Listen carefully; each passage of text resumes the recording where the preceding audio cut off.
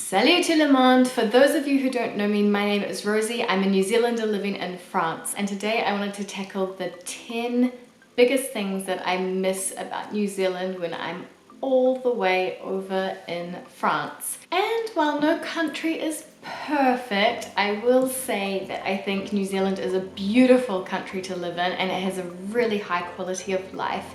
You often find it in those top 10 lists, like best 10 countries in the world to live in, most livable cities, etc. And while there are lots of things to miss about New Zealand, I've narrowed it down to just 10, so let's go. So the first one is beyond obvious, but you would be surprised at how many people ask me, but don't you miss your friends and family?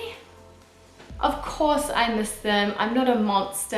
I miss them enormously. I have a mum, a dad, a brother, a sister, 2 beautiful nephews, 2 beautiful nieces, and as well I've got my best friends back there. And because I went to boarding school where I lived at school throughout my teenage years, these girls are really like sisters to me. But on the other side, I think going to boarding school at the age of 11 until 18 really helped me with the homesickness thing, because I got really used to living away from family and living independently. But it's really funny, the homesickness, it just comes and goes in waves really. The more I make friends here, I've got my partner and his family here, I realize that I'm actually super lucky to have 2 homes, 2 families, and 2 cultures that I feel very attached to, even if it does make life a little bit more complicated. Number 2 is the nature. I mean, I don't think I'm exaggerating when I say that New Zealand has some of the most beautiful, unspoilt landscapes in the world. I mean, why else would they have filmed Lord of the Rings there? Seriously, you can find whatever you're looking for in New Zealand. Fjords, beaches, mountains, if you like skiing, snowboarding, if you like good surf, if you like exploring caves, if you like untouched forests. Whatever you're looking for in terms of landscape, New Zealand's probably got it. I think the one thing we don't have is the desert, but you just have to fly to Australia to get that anyway.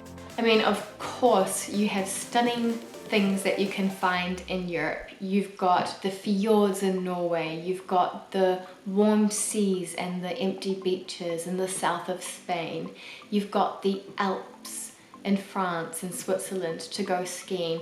But I would say that it's more spread out, so you have to travel further distances to find these magnificent places. And in New Zealand, you've sort of got everything in one small, fun-sized package. Also, while there can be amazing landscapes in Europe, they're often really crowded with people. In New Zealand, we're super lucky to have a small population of 4.5 million, but we've got the same land area as the entire United Kingdom. So we've got the size, but we don't have the people, which means when you get to a beach, you have that beach almost to yourself. And if it's not to yourself, maybe there'll be some other people like 100 meters down the beach. Sometimes here you've got 1 centimeter between your towel and the next person's towel. It's just super crowded due to the population over here, and that's something I miss so much from back home. Point number 3, which is quite surprising I think, is the food. I miss the food so much. I'm in France, which is absolutely the food capital of the world, and I'm not going to go denying that, and I'm not going to deny that you have the most amazing cakes and patisseries and just beautiful goodness here in the French bakeries that just fill you up with pure joy. But still, I think we've got some good things going on in New Zealand as well. I don't know why, but the fruit and vegetables just seem higher quality. The apples are crisp and crunchy and juicy.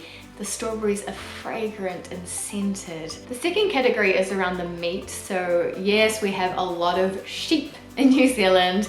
We've got 7 times as many sheep in New Zealand as people. I know that meat is a controversial issue because it's not great for the environment to eat meat and to do dairy and meat production.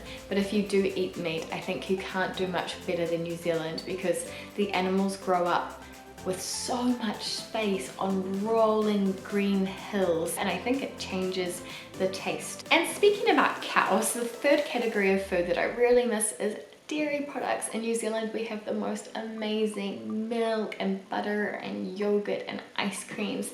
It's so creamy, and again, maybe it's because the milk is coming from happy, healthy cows. I mean, when I came to France I was kind of shocked because the yogurts here really freaked me out at first, because when you take off the lid you've got like a layer of water or liquid on top of the yogurt that you kind of pour off, and then you have to mix the yogurt up, and it's kind of powdery and chunky, and you really have to mix and mix and mix with a spoon for it to become semi-creamy. Let's just say I'm a bit spoiled and I'm not used to yogurts like that. In summary, I think that my dream come true would be to take the produce from New Zealand, so the nice fruit and vegetables and meat, and cook them in the way that the French cook their food. Number 4 is just missing the general Kiwi attitude. They invite you around to their place easily, it's kind of easier to make friends, I would say, and there still tends to be a sort of sense of community, and of course over time that's becoming less and less so, but it's still there in New Zealand. For example, the OECD say that 99% of New Zealanders have someone that they feel that they could rely on in the time of need, and that's actually the highest rating of the entire OECD. The next thing I really miss about New Zealand is the laid back vibe. One of the biggest advantages of being a Pacific island is that things are just a little bit more chill, and everyone in general seems to be in a pretty good mood most of the time. They'll smile, they have an optimistic kind of way of life. Of course, in the bigger cities like Auckland and Wellington, from a New Zealander's perspective, they're a bit rushed and go, go, go, but honestly, it's nothing. I kind of feel the general attitude in New Zealand is that you work to live, you don't live to work. And it's just like nothing is taken too seriously. Like here down in the metro when people are rushing away, you know, if you accidentally bump into someone, it'll be like, oh la la, or you know, like dirty look, watch out kind of thing. And I'm just like, guys, just chill, it's fine, just calm your farm. The next one's a bit random, but I miss being able to walk around barefoot. I was living in Wellington and Auckland and we don't walk around barefoot that often. But I mean, New Zealand holidays are just, you're going near the beach, you're staying in a batch, and you're walking around barefoot. You can walk down to the shop on the corner, you can walk down to the beach, you can walk anywhere really without shoes. And now that I say that out loud, I'm like, okay, weirdos. And I miss that. I miss the feel of the hot concrete under my feet, or the fresh clean grass, or the sand at the beach. I mean, obviously you couldn't do this in Paris anyway, because you can't even wear track pants in Paris without getting judged. So if you were walking around barefoot, they'd think that you were crazy or homeless or something. And B, you wouldn't want to anyway, because you'll probably accidentally stand on cigarette butts and gum and broken glass and rubbish. So, I mean, it's not the most inviting place to put a bare foot down anyway. But yeah, I kind of miss that, strangely enough. Something that I would have never thought that I would miss because it was just so normal for me is Christmas in the summertime. So Christmas at the beach. Over here, obviously in the Northern Hemisphere, it's winter time at Christmas, so it's cold and snuggly and you've got the nice fire and you've got the Christmas tree, and it is lovely, I'll give you that, and especially if it snows, it's quite magical Christmas time over here. But it's cool having Christmas on the summertime in New Zealand because everyone's on holiday, it's warm weather, you have a barbecue or your roast dinner. We still have the roast dinner tradition from the UK, I think. It's different, but it's really nice. The next thing I really miss about New Zealand is just this default feeling of safety. Over in Paris, and I think it's like this in any big city, probably the same in New York, London, wherever you are, but you just have to be a little bit more cautious. I mean, it just makes sense that with more people, you're gonna get a little bit more random profiles in the population. I have to be careful with my handbag. That's something that's really new in my life. And also, I mean, of course, there's the occasional guy that will catcall you in New Zealand, but I think in Paris, it's just next level creepy. The guys stare at you a lot and they'll often whisper in your ear like, bonsoir, mademoiselle, or ça va, petite? And it's just gross.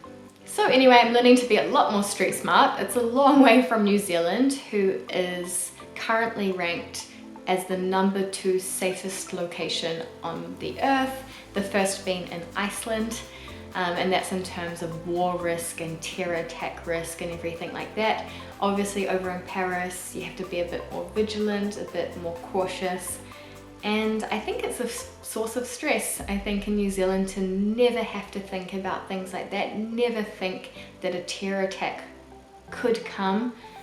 It's really something that I took for granted before. The next one is I miss the lack of pollution in New Zealand. The one big difference you can see straight away is the light pollution. So you can see the stars in the sky in New Zealand, and in Paris you hardly ever see the stars in the sky. It's almost like there's always a thin film of cloud covering the sky. You really have to go into the countryside in France to see those beautiful twinkling stars. In New Zealand you can get them everywhere. Even when I land in Auckland, which is our biggest city by far, the first thing I do when I get home is I take a deep breath of air in and I just breathe in the clean air. It just, maybe it's psychological, I don't know, but it smells and it feels cleaner and it feels like pure fresh air. The last thing I will say that I miss about New Zealand is the customer service. In New Zealand we're not actually working on tips, so I don't know why it's like this. Maybe the people working in hospitality actually want to be there, and maybe it's because we value hospitality as a really great career track and we encourage it a lot because of the huge tourism coming into New Zealand. It has a great status attached to it. It doesn't have any negative stigma around it, around hospitality, apart from the fact that you do work hard. But the people in hospitality in New Zealand are friendly and warm, and you just have the impression like they care and they actually want to be there a lot of the time. And in general, things are just so seamless and quick to set up. Your phone, your online banking, your internet, whatever, it's super seamless. And I know that there's a lot of New Zealanders that will disagree with me because their expectations are so high, but move to France and then we'll speak. So that's all I've got to say for today. Obviously I could go on and on, but I don't want to get too homesick today. I love living in France as well, so I don't want to say that one country is better than the other. They both have their pros and cons, but just to keep things balanced, I will also be making a video about the things that I do not miss about New Zealand. So if you're interested in this kind of thing, hit subscribe and I will see you next time. A bientôt!